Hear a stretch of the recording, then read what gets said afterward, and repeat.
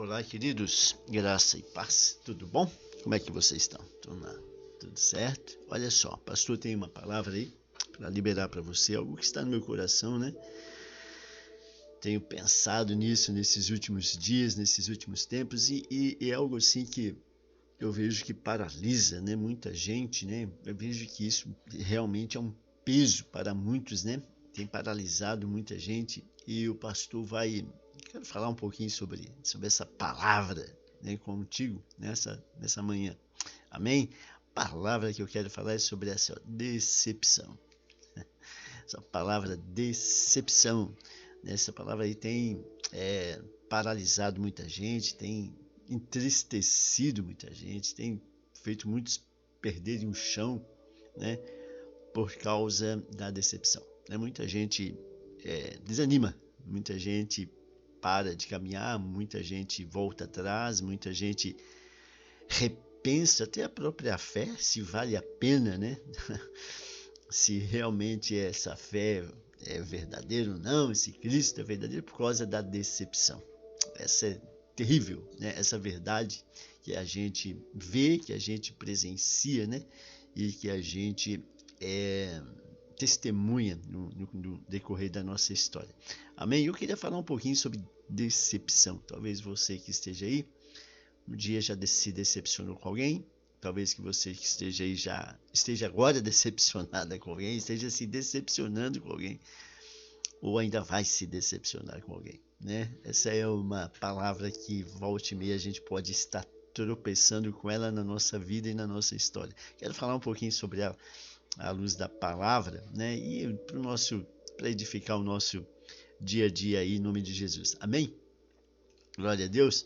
Então, a decepção, né? A decepção ela nos para, né? A decepção ela nos paralisa, né? A decepção ela nos faz voltar atrás, né? Faz repensar. A decepção ela tem esse objetivo, né? Ela tem o objetivo de parar a nossa caminhada, parar a nossa história, né?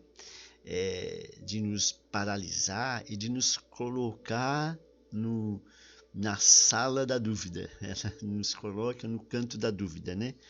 Ela nos coloca no campo, né? No canto do será, né? E é terrível, é diabólico, porque ela nos leva, né? Ela nos conduz ao cômodo da falta de fé, né? Ela nos conduz ao cômodo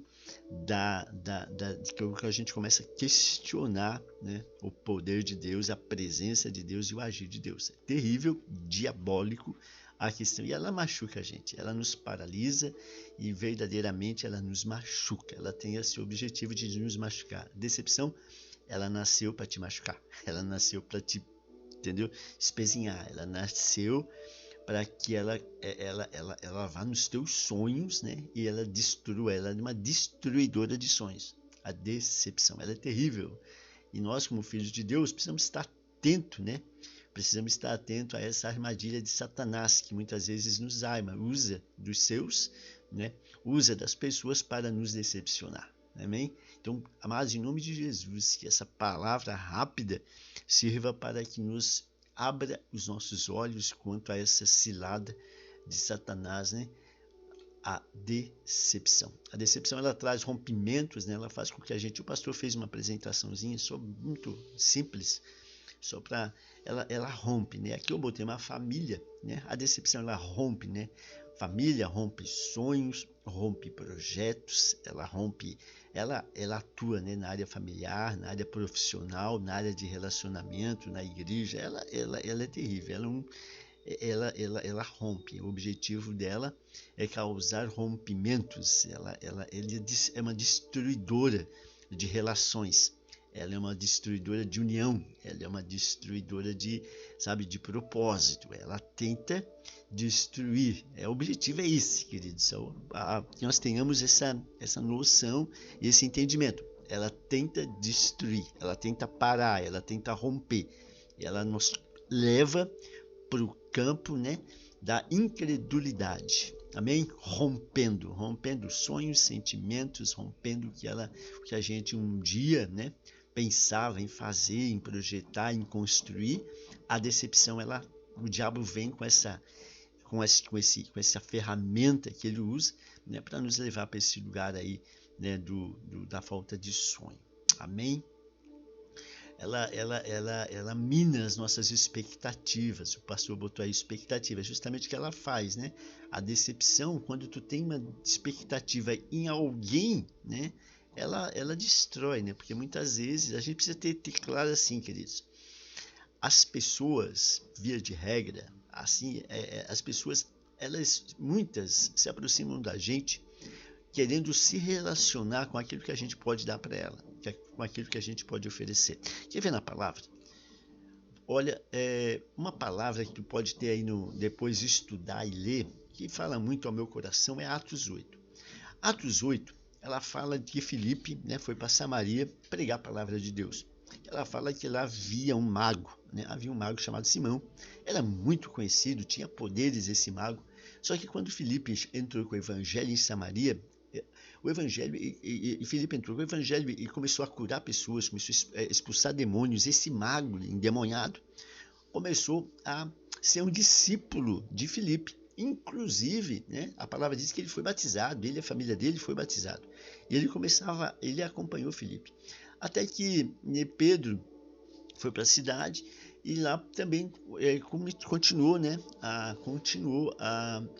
o que Filipe estava fazendo. E quando Pedro chegou, o que aconteceu? Esse mago, Simão, ele chegou para os apóstolos e perguntou, né, quanto os apóstolos queriam dinheiro para que pudessem, né, impartir o poder que eles tinham do Espírito Santo. Amém?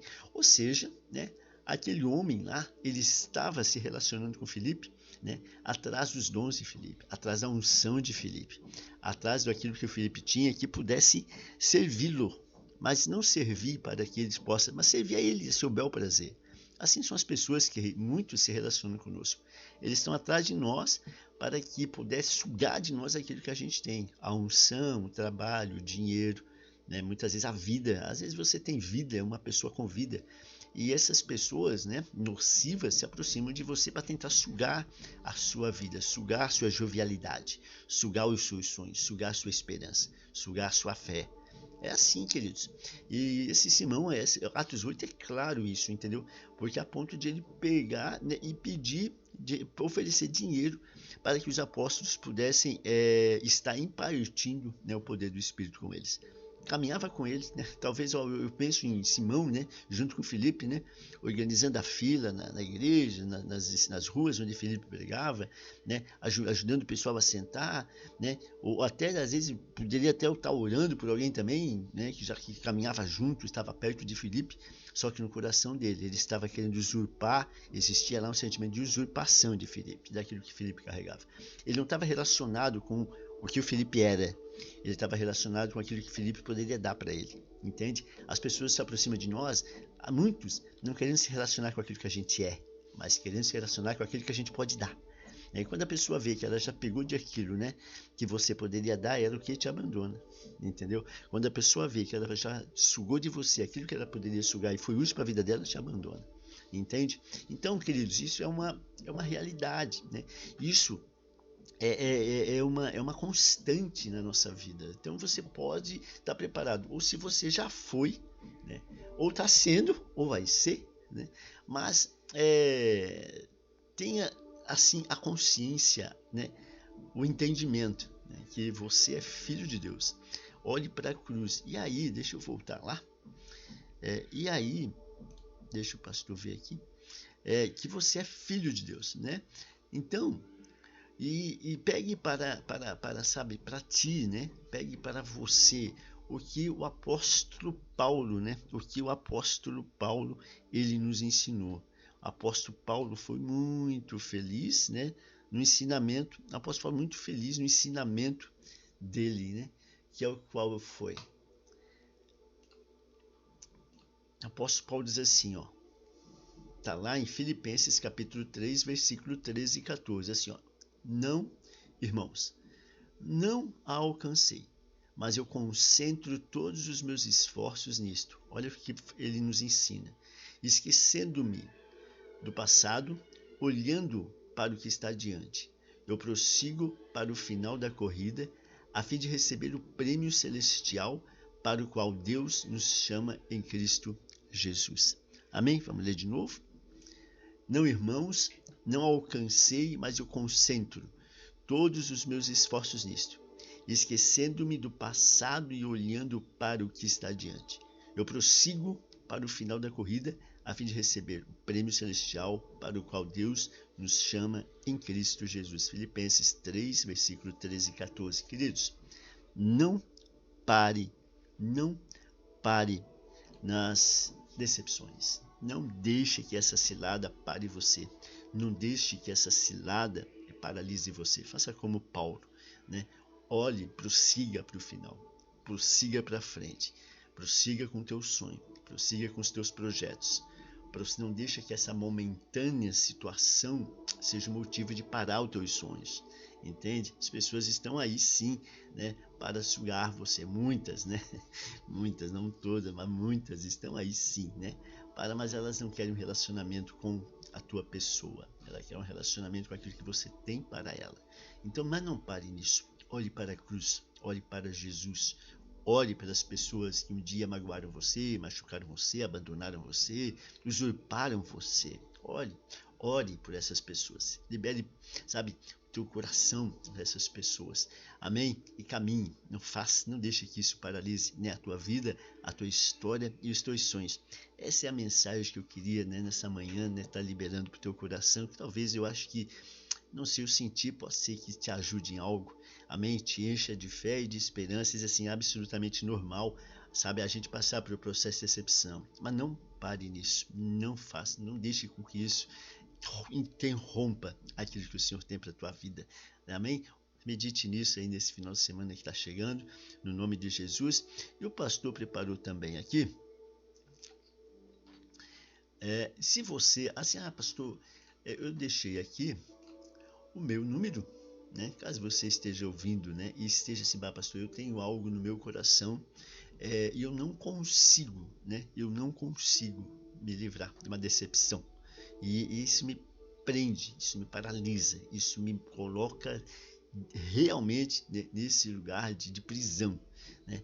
Mande um WhatsApp para mim, tá? Se você for mulher, né, eu encaminho o teu WhatsApp, né, eu encaminho o teu WhatsApp para minha esposa, né, a pastora, tá? E se você for homem, aí trata comigo mesmo. Se for mulher, entende? Mas pode mandar, se você for mulher, manda para mim, eu encaminho para minha esposa e ela entra em contato contigo para estar orando contigo, para estar te ajudando a sair desse processo, desse calabouço chamado decepção. Você que é homem, aí eu trato contigo direto. Amém, queridos? Olha, todos têm aí um bom final de semana, em nome de Jesus, e que essa palavra possa verdadeiramente, né, fazer sentido na tua vida e enriquecer aí o teu dia e a tua vida, em nome de Jesus.